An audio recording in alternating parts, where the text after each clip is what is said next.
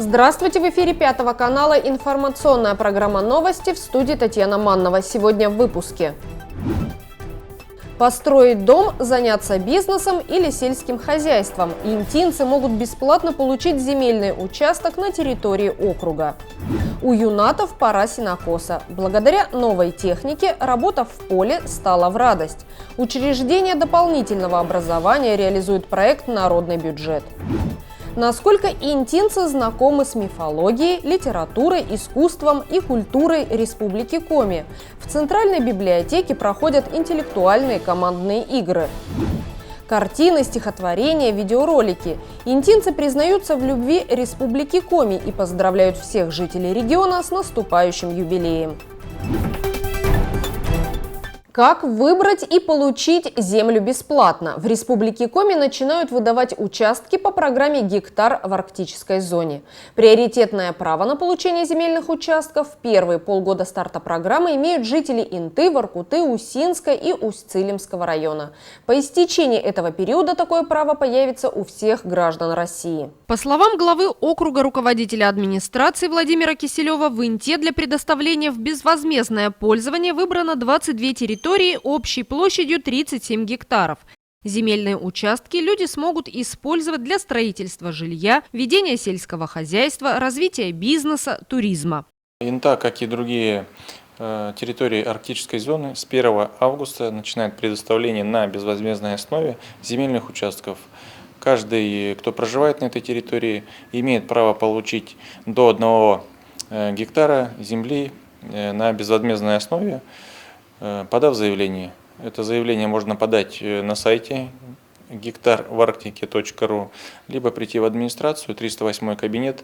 Мы готовы разъяснить, помочь и показать, как это все делается. Любой житель может получить, если это семья, то каждый член семьи. За детей также может написать заявление его родитель. То есть могут прийти и получить сроком до 5 лет. После 5 лет будет возможность оформить бесплатно в собственность, либо продолжить аренду. Интинцы с нетерпением ждут старта программы. Многодетная семья Кустовых уже давно мечтает о своем просторном доме. Супруги Ирина и Николай воспитывают 6 детей. В трехкомнатной квартире, предоставленной в 2017 году администрацией города, уже стало тесно, говорят родители. Насчет постройки дома, конечно, бы хотелось бы, но без государства помощи мы сами-то не сможем. Да, у нас и по финансам тоже не очень-то шибко. А так, конечно же, как только все это начнется, мы будем как-то подходить, писать заявление, участвовать в этом и смотреть участки уже. У Ирины и Николая 2 дочки и 4 сына. Мальчишки непоседы. На одном месте их удержать сложно. Дети любят подвижные игры, а по квартире сильно не побегаешь, площадь не позволяет. Одна комната полностью переоборудована в спальню и заставлена кроватями. В другой ютятся девочки. Конечно, нам необходим дом такой семье большой. Квартира маленькая, мало вообще места. Сейчас еще дети растут, дочка большая уже, вторая тоже там. Им нужно как-то свое. Спорят из-за одной комнаты. Мне нужна своя, мне нужна своя. Да, большой, конечно, дом свой, это, конечно, хорошо, чем квартира. И соседи спокойнее будут. Всего законом Республики Коми для предоставления в безвозмездное пользование определено 50 территорий общей площадью более 4000 гектаров. Жители Коми активно вакцинируются от коронавируса. На днях в регион поступило около 3000 доз вакцины «Спутник Лайт», сообщает пресс-служба Минздрава Республики. В настоящий момент вакцина распределяется между медицинскими организациями региона. Вакцина «Спутник Лайт» является однокомпонентной. От других вакцин она отличается в первую очередь тем, что делать нужно только одну инъекцию. По словам министра здравоохранения России Михаила Мурашко, вакцина предназначена для вакцинации переболевших COVID-19 и уже ранее вакцинированных. Препарат содержит облегченный состав вакцины по сравнению с двухкомпонентным. Такая формула позволяет быстрее сформировать защитный иммунитет. При этом срок действия полученных антител, по данным производителей, также сокращается. прекращен. «Спутник Лайт» – 4-я отечественная вакцина от коронавируса, получившая официальную регистрацию в России. Помимо «Спутника Лайт» и «Спутника Ви», который одобрен более чем в 60 странах, Минздрав Российской Федерации разрешил использовать препараты «Эпивак Корона» и «Ковивак». В этом году в стране пройдет всероссийская перепись населения. Ее основной этап должен был состояться в октябре 2020 года, но в связи со сложной эпидемиологической ситуацией она неоднократно переносилась. На данный момент утверждены сроки проведения переписи, определены помещения для работы переписного персонала, формируется штат переписчиков и контролеров. Для проведения переписи населения в Интинском округе объявлен набор граждан, которым предстоит пройти обучение и стать переписчиками. Требования к кандидатам – ответственность, аккуратность в работе с документами, уравновешенность, способность устанавливать контакт и коммуникабельность. В нашем городе нам потребуется 87 переписчиков. Попробовать себя в этой роли сможет каждый граждан, достигший 18 лет и прошедший специальное обучение. На обучающих семинарах будущие переписчики получат навыки работы с переписными документами, научатся задавать вопросы, узнают, как вести себя в сложных ситуациях. Также переписчика научат, как отвечать на главные вопросы, например, зачем нужна перепись, и как использовать и защищаются полученные персональные данные. С каждым переписчиком после успешного прохождения обучения будет заключен договор гражданско-правового характера. Каждый переписчик будет работать на определенном участке, ему будет выдан список адресов домов, население которое надо будет опросить. Одному переписчику в течение периода работы необходимо будет провести в среднем опросить в 550-600 человек. Переписчику будет оказываться защита со стороны государства. В неблагополучные квартиры и дома, список который предоставит органы МВД, переписчику пойдут с сопровождением полицейских. Каждому переписчику выдадут официальное удостоверение. Чтобы интинцы могли отличить специалиста от мошенника, переписчики будут работать в специальных жилетах со светоотражающими элементами и логотипом переписи, а также иметь шарф с таким же знаком и портфель для переписных листов и планшета. Для работы в темное время суток им выдадут фонари. Тем, кто не хочет пускать переписчика к себе домой, могут принять участие в переписке дистанционно через портал госуслуги или на переписных участках. Большое преимущество будет иметь пользующиеся интернетом и зарегистрированные на сайте госуслуг. Они могут заполнять переписные листы самостоятельно в любое удобное для них время через портал госуслуг, как на себя, так и на всех членов семьи. Таких пользователей переписчик опрашивать уже не будет. Каждому человеку, прошедшему перепись через портал, будет выдан код, который они предъявят пришедшему к ним переписчику, и повторно переписываться уже не будет. Еще одна возможность принять участие в переписи населения для людей, которые не захотят пускать дом переписчика, это стационарные участки. Остальная часть населения будет переписываться во время традиционного обхода жилых домов переписчиками. Большинство из них при опросе будут использовать планшеты, что значительно улучшает качество полученных результатов и скорость их обработки. В рамках всероссийской переписи населения жителям страны необходимо будет ответить на несколько вопросов о себе, своем домохозяйстве и жилищных условиях. Сотрудники станции юных натуралистов приступили к сезонной заготовке корма для своих питомцев. Учреждению на год требуется порядка 20 тонн сена. Раньше его заготавливали вручную, теперь этот процесс стал значительно проще. Благодаря проекту «Народный бюджет» юнаты получили мотоблок «Нева», который позволяет автоматизировать процесс сенокоса. С помощью мотоблока Сюн сможет сократить время заготовки сена с нескольких месяцев до нескольких недель. Обработка почвы даже на небольшом участке – это достаточно сложная задача, справиться с которой проще всего посредством многофункциональной машины. Именно таким является мотоблок Нева МБ-2, у которого огромные возможности использования. Наконец-то, да, мы получили мотоблок и оборудование к мотоблоку. Направление, как я говорила, о том, что это агро. И насадки не только агрономического характера, но также еще, которые нам необходимы будут в зимний период. Сам мотоблок Нева МБ-2 пришел, к нему идут модуль, прицеп для того, чтобы мог человек ездить. Впереди мы можем прицеплять косилку, это используется в летний период для скашивания травы, заготовки не только сена, но и в летний период для поедания нашими животными. Также пришел у нас прицеп, который очень необходим для перевозки разных грузов. Также подошел оборудование, это плуг, грунтозацепы, фреза, для того, чтобы уже на следующий год мы могли планировать уже посадки каких-нибудь корнеплодов для кормления наших животных. Также пришел нож-лопата, который необходим как в летний, так и в зимний период для уборки снега на территории учреждения. Также и в летний период мы можем его использовать, где-то подровнять, где-то отсыпать, где-то подгребсти какой-то щебень, песок, гравий, который необходимо нам при проведении работ. Также пришла роторная щетка, это для того, чтобы мы все-таки поддерживали чистое состояние в учреждении. И также снегоуборочный модуль, который также крепится, и мы можем использовать его в зимний период. Стоимость модуля со всем навесным оборудованием обошлась в 149 тысяч рублей. Он прибыл в Инту от подрядчика из Санкт-Петербурга. Сотрудники учреждения давно мечтали о такой технике, но лишних денег на его покупку не было. В итоге воплотить в жизнь проект «Юный фермер» помог именно народный бюджет. Интинцы и республика поддержали инициативу Сюна. В рамках регионального финансирования были приобретены амуниция для лошадей, теплица и малогабаритная техника для заготовки кормов. Безусловно, мотоблок был самой долгожданной покупкой.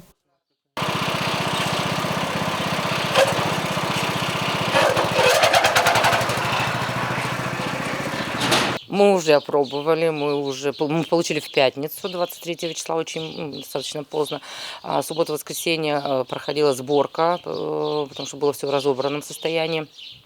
Вчера, в понедельник, мы опробовали сам мотоблок и роторную косилку на нашем поле, которое выделено администрации для сельхозугодий. Мы скосили уже траву, уже вечером раздали эту траву, хорошо они поели, лошади, козы.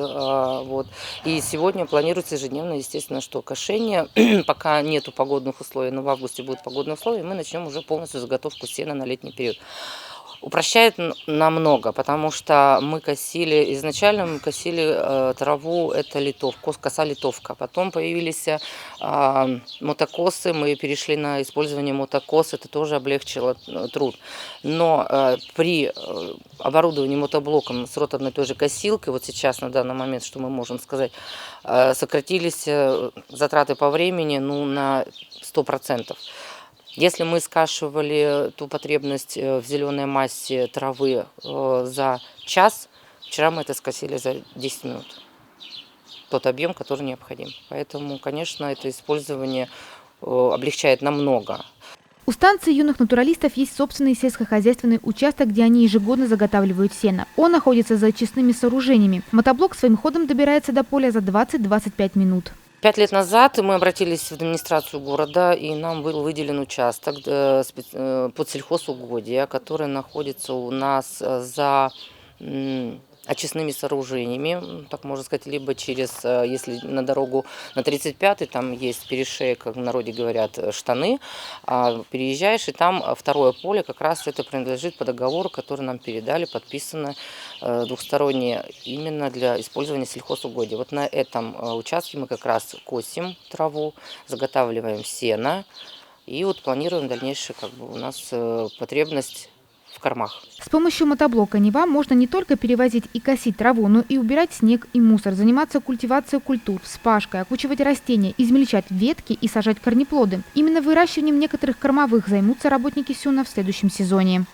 Корнеплоды в основном пока мы выбрали 3, которые и будут легко достаточно выращивать в наших северных условиях. Да, Это морковь, это свекла, и в свое время совхоз «Большая Инта», старожилы города знают об этом, выращивали турнепс. Турнепс тоже очень хороший корнеплод, он быстро выращивается в течение 40-60 дней, то есть в наше короткое северное лето мы можем это вырастить. И корнеплоды, вот, например, по турнепсу, моркови и свеклы поедаются практически 90% животными, которые у нас содержатся. Сейчас мотоблок активно используется в заготовке сена. Поле станции юных натуралистов в этом году будет скошено с помощью новой техники. Столетие нашего региона отмечают все жители республики. В каждом муниципалитете, в каждом учреждении проходят мероприятия, посвященные знаменательной дате. На территории Инты реализуется множество интересных проектов. Центральная библиотека проводит серию интеллектуальных игр. 3 команды уже проверили свои знания и эрудицию в квизе о республике с любовью. Сотрудники библиотеки приглашают всех интинцев принять активное участие в квизе-викторине, посвященной Республике Коми. Условия участия самые простые – желание и возможность собрать команду из 5 человек. Все остальное организуют культработники. Они назначат время и проведут интеллектуальную игру. 22 августа Республика Коми отпразднует свое столетие. И в преддверии этого праздника Центральная библиотека подготовила для интинцев серию интеллектуальных игр о Республике с любовью. Игры проходят в форме квиза. Это очень популярный на сегодня формат командной игры, в которой участникам необходимо продемонстрировать свою эрудицию. Квиз состоит из 50 вопросов, охватывающих самые разные сферы жизни Республики Коми. Это история, культура, литература, география, известные земляки и многое другое. Ответ на каждый из вопросов необходимо дать в течение минуты. Участвовать в квизе могут команды организаций. Можно собрать команду из своих друзей, можно играть с семьей. Самое главное, чтобы в команде было не менее 5 участников. Квиз будет проходить еженедельно в течение месяца. 19 августа пройдет последняя игра, а 20 августа будут подведены итоги и определится команда-победитель, и каждый участник этой команды получит подарок. Эта игра – прекрасная возможность узнать что-то новое о республике, интересно, используя и провести время. Я приглашаю всех интинцев принять участие в нашем квизе. Настоятельно советуем будущим участникам квиза подготовиться к игре. Вас ждут вопросы по коми мифологии, финно-угорскому миру, литературе, культуре и искусстве. А один из раундов посвящен природе и географии региона. Мы не будем раскрывать сами вопросы, ведь для всех участников викторина будет одинаковой. Команды находятся в равных условиях. Будут задаваться вопросы по очереди, они поделены на раунды. У каждой команды будет бланк ответов, соответствующий этому раунду. Команда должна выбрать капитана, который в случае спорном будет регулировать, да? За ним последнее слово. Вы вписываете свои ответы, выкрикивать не нужно, подслушивать у других команд тоже не нужно. И в конце раунда мой помощник собирает все ваши бланки, подсчитывает баллы. За каждый правильный ответ 1 балл начисляется. Затем, когда все бланки собраны, мы смотрим ответы правильные. Итак, раунд за раунд. В первой игре встретились сразу 3 команды – читатели, интинские мастерицы и молодежный состав театра «Поиск». Самыми знающими историю и традиции коми оказались посетители библиотеки. Они набрали 42 балла из 55 возможных. Следующий квиз с новыми участниками состоится через неделю. Кстати, в хранительнице книг сейчас экспонируется несколько книжных выставок, посвященных Республике Коми. Они расскажут интинцам об особенностях нашего региона, о том, чем по праву гордятся его жители. Например, вы знали, что наш край называют легкими европейского севера. Это не случайно. Более 80% территории всей Коми занимают леса. Это более 36 миллионов гектаров. К столетию региона запланированы не только мероприятия, но и, естественно, книжные выставки, ведь мы все-таки библиотека. На первом этаже у нас представлена более традиционная выставка, но мы любим подходить творчески к организации выставок. И здесь эта выставка представлена в виде алфавита. Каждая буква ассоциируется с каким-то направлением, с какой-то отраслью или чем-то особенным, выделяющимся в нашей республике. В нашей библиотеке большой краеведческий фонд, очень разнообразный, поэтому, если вы интересуетесь, вы можете прийти в отдел краеведения на 2-м этаже и ознакомиться с этой литературой. Центральная библиотека приглашает интинцев в гости и для участия в интеллектуальном квизе. Заявки принимаются по телефону 60108. Республиканская акция «Коми в моем сердце», посвященная вековому юбилею Северного региона, набирает обороты. Инициатором проекта выступил Государственный совет совместно с Министерством культуры, туризма и архивного дела Коми. Участники акции фотографируются и записывают видео с республиканским триколором, размещают в социальных сетях душевные поздравления.